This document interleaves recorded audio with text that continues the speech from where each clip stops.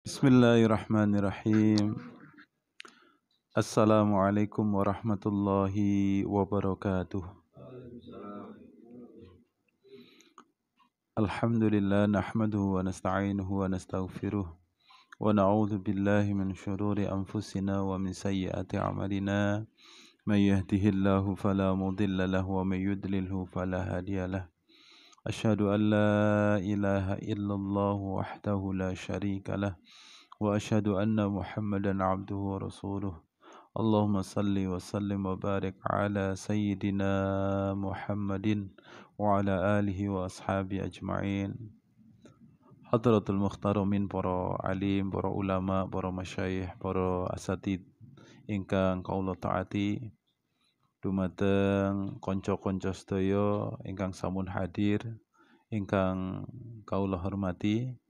Sepindah monggo sami muji syukur dumateng ngarsanipun Allah Subhanahu wa taala ingkang sampun paring dumateng kaula kalih panjenengan sami nikmat, rahmat, hidayah saha taufikipun sehingga kaula kalih panjenengan sami saged kepanggihan wonten majelis punika. Mugi-mugi rawuh kaula kalih panjenengan sami ndadosaken manfaat fiddin wa dunya wal akhirah. Kaping kalipun salawat saha salam mugi katur dumateng junjungan kita Nabi Muhammad sallallahu alaihi wasallam, Nabi pungkasan khatamul anbiya ingkang kita antu-antu syafaatipun ya wonten yaumul kiamah kelak kalian wawasan Allahumma shalli ala sayyidina Muhammadin wa ala alihi wa ashabi ajma'in. Kita sampai di hikmah yang ketujuh. Bismillahirrahmanirrahim. Qala musannif rahimallahu ta'ala wa nafa'ana bi wa bi'ulumihi.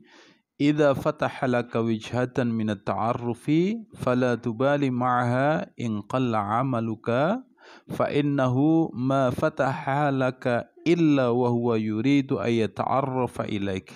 Alam ta'lam anna at-ta'arruf huwa muriduhu 'alaika wal a'malu anta muhdiha ilaihi wa aina ma tuhdihi ilaihi mimma huwa muriduhu 'alaika. Idza fataha laka wijhatan, apabila dibuka bagimu salah satu jalan minat ta'aruf dari makrifat, fala tubali maka jangan kau hiraukan ma'aha bersamanya ta'aruf, ingqalla walaupun amaluka, ingqalla walaupun sedikit amaluka amalmu, fa innahu maka sesungguhnya dia ma fatahaha tidaklah ia membuka laka bagimu illa kecuali wahwa dan dia Allah yuridu ingin ayat ta'arrafa ilaika mengenalkan diri Allah kepadamu. Alam,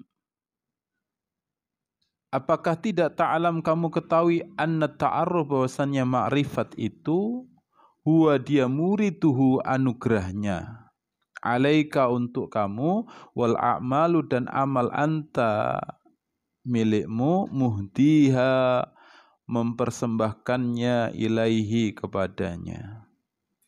Wa aina dan apalah artinya matuhdihi persembahanmu ilaihi kepadanya mimma dari apa, mimma dengan apa huwa dia muriduhu yang Allah persembahkan alaika kepadamu.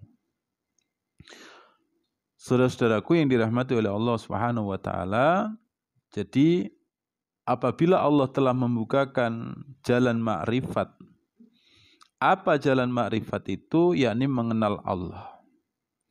Kalau Allah ingin membukakan jalan makrifat untuk kita, mengenal kepada Allah, wusul sampai kepada Allah, maka jangan engkau pedulikan mengapa itu terjadi, walaupun amal kita ini sangat sedikit.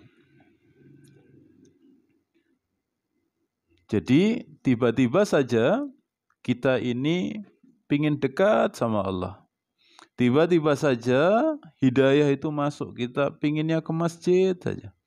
Tiba-tiba saja hidayah masuk ke kita, pinginnya kita ini berbuat baik saja. Jika hidayah masuk kepada kita, maka kita benci pada maksiat, dekat dengan taat. Ingin sekali kita dekat dengan Allah, ingin sekali Allah sayang sama kita. Ini tanda bahwa Allah membukakan salah satu jalan makrifat untuk kita. Kalau sudah seperti itu, jangan kemudian aku tapi, gitu. Aku pingin dekat sama Allah, aku pingin ke masjid, tapi gitu. Tapi aku cek kotor, tapi aku cek najis, tapi aku cek maksiat. Maka jangan pedulikan itu walaupun amalmu masih kecil, amalmu masih sedikit. Kenapa?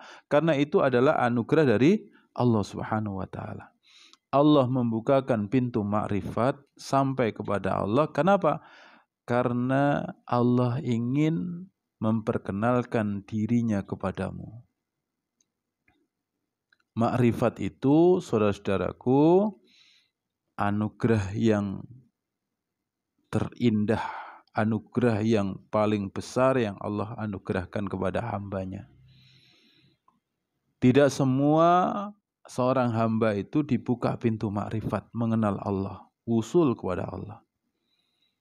Sehingga apa? Dunia ini hambar saja. Ya sholat. Tapi ya kering saja. Seolah-olah sholat dan tidak sholat tidak ada bedanya. Nah ini bahaya.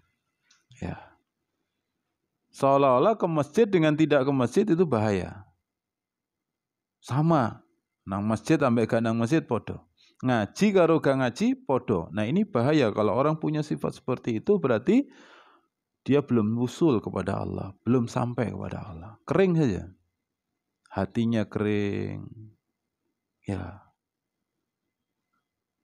Gembul wong kafir, gembul wong iman podo bae. Nah, ini orang yang kering, belum paham. Ya, belum sampai Allah itu di dalam hatinya. Jadi kalau Allah sudah membuka pintu hatinya untuk usul kepada Allah, ya, fala tubali, jangan hiraukan amalmu yang sedikit. Wis pokoknya kenceng wae mlayune nang ngene Gusti Allah, ya. Berlari menuju kepada Allah. Jadi kalau Imam Ghazali itu menyampaikan, kalau engkau sudah ditunjukkan jalan hidayah, maka jangan jalan, lari. Infiru, ya. Lari kita menuju kepada Allah, ya. Saudara-saudaraku yang dirahmati oleh Allah Subhanahu wa taala, yang paling mungkin yang bisa membuka hati yakin kepada Allah itu apa? Amal kita atau apa? Yang paling mungkin bisa membuka hati kita sampai yakin kepada Allah itu apa?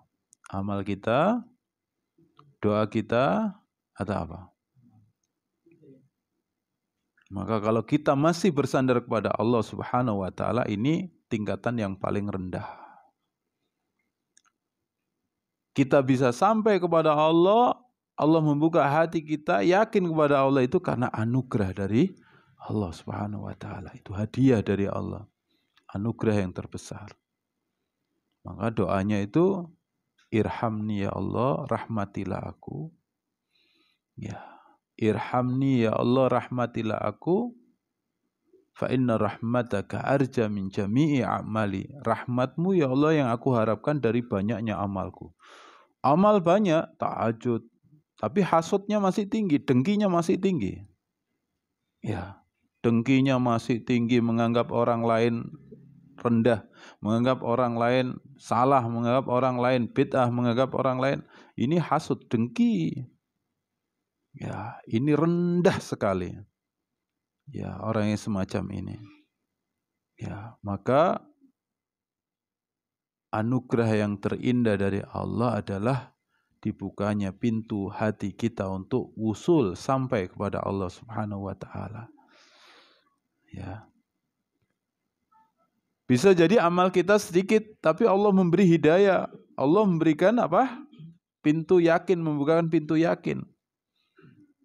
Bukan pada kiai, bukan pada ustadz, bisa jadi tukang sapu. Dibuka pintu yakin ke Allah. Penjual bakso dibuka pintu yakin ke Allah. Tukang beca, walaupun beca panas terik, kalau adzan becaknya arahkan ke masjid. Ya, belum sholat mandi dulu, seger, menuju Allah bersih. Ya, ini Allah bukakan apa? Pintu yakin. Ya. Kalau sudah seperti itu, jangan minder. Amal kita masih sedikit. Kok takut dikatakan orang, walah, jekait metu rek nang masjid. Wingi-wingi nang di bae. Ndak usah panik seperti itu, ndak usah kecil hati. Sudah, ndak hiro manusia.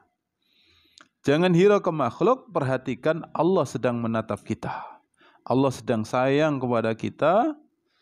Ya, Allah ingin kita dekat sama Allah. Saudara-saudaraku yang dirahmati oleh Allah, makrifat tercepat itu siapa? Di dalam sejarah, makrifat tercepat itu adalah tukang sihirnya Fir'aun. Makrifat tercepat adalah para tukang sihirnya Fir'aun. Gitu. Di zaman Fir'aun, itu profesi yang paling keren itu apa? Tukang sihir. Profesi yang paling keren di zaman Fir'aun itu tukang sihir. Kalau di zaman Rasulullah dulu, profesi yang paling keren itu apa? Tukang pantun, tukang syair itu. Jadi kalau tengkar itu syair-syairan itu, berbalas pantun, berbalas syair. Harus bisa jawab. Ya, cakep gitu kan, balas-balasan gitu. Ya masih dialog gitu, pinter-pinteran syair gitu.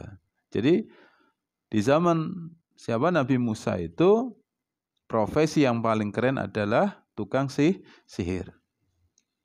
Dan makrifat yang tercepat di dalam sejarah yang tercepat itu dicapai oleh siapa? Tukang sihirnya Fir'aun. Ya.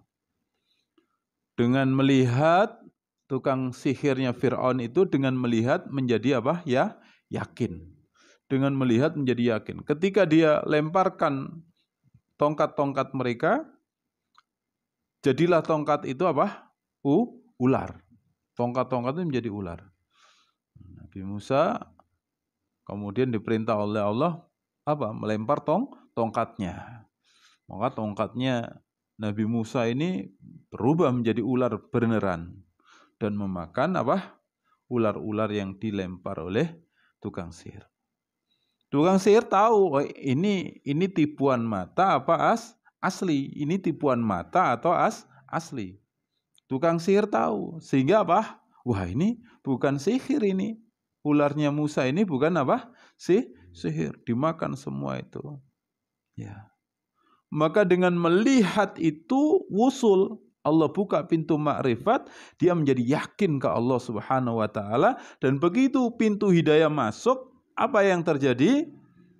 Tukang sihirnya ini beriman kepada Tuhannya Nabi Musa dan dia tidak takut lagi dengan Fir'aun. Coba bayangkan. Habis itu mereka disalib itu. Habis itu mereka disalib, dibunuh mereka. Tapi mereka tidak takut. Makrifat Allah sudah masuk ke dalam hati mereka. Mereka yakin ke Allah. Dan orang kalau sudah yakin ke Allah, apa cirinya? La khaufun alaihim walahum yahzanun. Tidak takut, tidak apa? Bersedih hati. Tidak takut, tidak sedih. Gitu. Orang kalau yakin kepada Allah, besok itu tidak panik rezeki, besok sudah diatur sama Allah. Orang kalau sudah panik sudah yakin sama Allah, besok nggak panik, urusannya diselesaikan sama Allah. Ya, yang dia sibukkan adalah bagaimana Allah Subhanahu Wa Taala itu menerima amalnya. Yang dia sibukkan bagaimana Allah Taala itu mengampuni dosa-dosanya, itu sibuknya di situ. Istighfar, taubat, zikir. Dia sibukkan dengan amal yang membuat Allah cinta. Itu. Bukan sibuk ngurusi apa? Ngurusi dunianya, ngurusi masalahnya. Tapi semua aktivitasnya digunakan bagaimana Allah itu memandang dia, bagaimana Allah itu turunkan rahmat kepada dia, bagaimana Allah itu cinta kepada dia itu. Itu yang dia yang dia sibukkan di hari-hari orang yang sudah makrifat kepada Allah. Maka orang yang sudah makrifat kepada Allah antara ngumbah sepeda motor karo salat jamaah ketika adzan apa? Kalau orang sudah makrifat ditinggalkan perkara dunia, dia sampai dan dia penuhi hak-haknya Allah. Ini orang yang makrifat. Nah, orang yang makrifat ketika dia sepeda motoran, dia berada di jalan, begitu adzan, dia belokkan kendaraannya ke masjid. Ini orang yang makrifat. Ya. Bagaimana orang yang makrifat ketika dia melihat ada hamba Allah yang sangat butuh sekali, pengemis, ya, antara apa? Antara tuku jajan karo menehi pengemis. Iki karek 10.000. Ya, kalau orang yang makrifat dia pandang bahwa itu adalah makhluknya Allah, kalau dia lakukan sedekah mengundang cinta Allah. Ini orang yang makrifat. Saudara-saudaraku yang dirahmati oleh Allah Subhanahu wa taala, orang yang makrifat itu orang yang tauhidnya lurus. Orang yang makrifat itu orang yang ke Allahnya kuat. Orang yang makrifat itu benar-benar kenal sama Allah Subhanahu wa taala. Orang yang makrifat itu orang yang menganggap Allah itu sebagai apa? Tuhan yang maha sempurna. Sempurna di dalam zat-Nya, sempurna di dalam sifat-Nya, sempurna di dalam asma-Nya, sempurna di dalam perbuatannya. Ini orang yang makrifat. Jadi dia menganggap Allah itu zat yang sempurna. Allah itu sempurna sifatnya, Allah itu sempurna nama-namanya, Allah itu sempurna perbuatannya. Maka inilah yang dinamakan tauhid, mengesahkan Allah. Ya. Inilah yang dinamakan tauhid. Maka tauhid itu sebagaimana Allah sampaikan, Qul huwallahu ahad. Katakan Allah itu esa. Katakan Allah itu tunggal yang memiliki kesempurnaan. Yang lain tidak sempurna. Hanya Allah yang sempurna. Allah sempurna di dalam zat-Nya. Laisa kamitslihi syai'. Tidak ada yang mampu menyamai Allah Subhanahu wa taala. Laisa kamitslihi syai'. Ya. Maka inilah tauhid. Saudaraku, tauhid itu ada 4. Apa saja? Tauhid itu karena dia menganggap Allah itu sempurna, sempurna dalam zat-Nya, sifatnya, namanya, dan perbuatannya, maka dengan kesadaran yang tinggi, ya, dia memiliki tauhid yang benar, yang lurus. Apa tauhid itu? Macam-macam tauhid. Ada tauhid asma was sifat. Ya. Tauhid apa? Asma was sifat.